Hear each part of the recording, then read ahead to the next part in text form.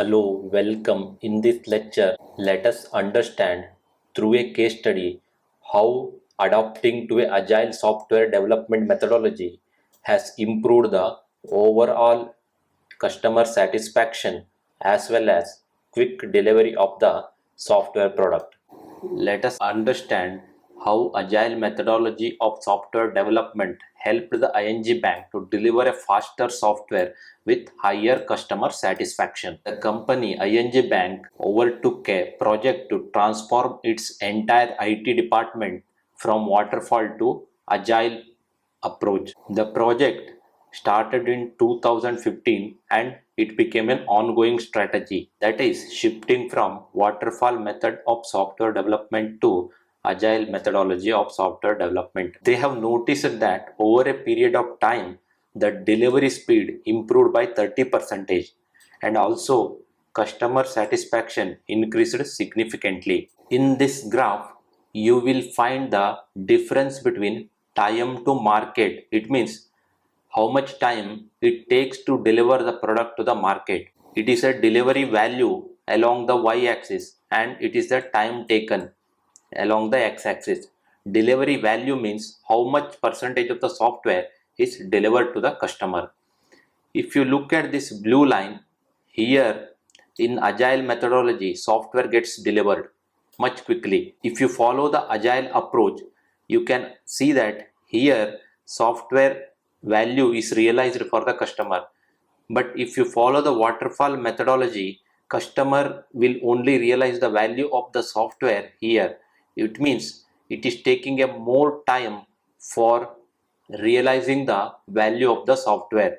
By looking at this graph you can observe that in agile methodology customers will be able to access the product much quicker compared to the waterfall model.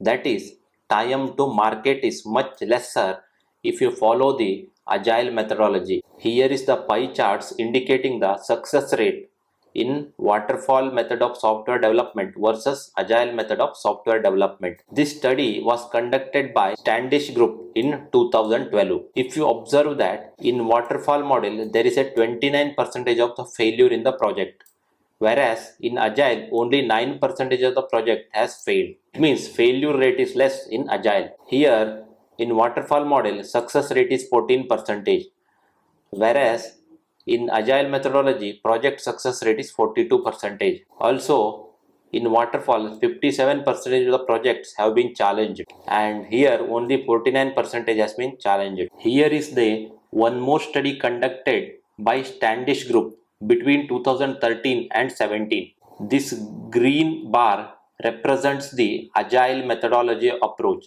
and this one represents the waterfall method approach. Here you can observe that for the large project agile methodology projects are having a success rate 2 times compared to waterfall model. Here this is for the medium sized projects. Agile methodology has a 31% success rate, whereas waterfall model has a 19% success rate. For the small sized project, agile or waterfall, there is not much difference. Here agile having a 59% success rate, whereas waterfall has a 56% of success rate.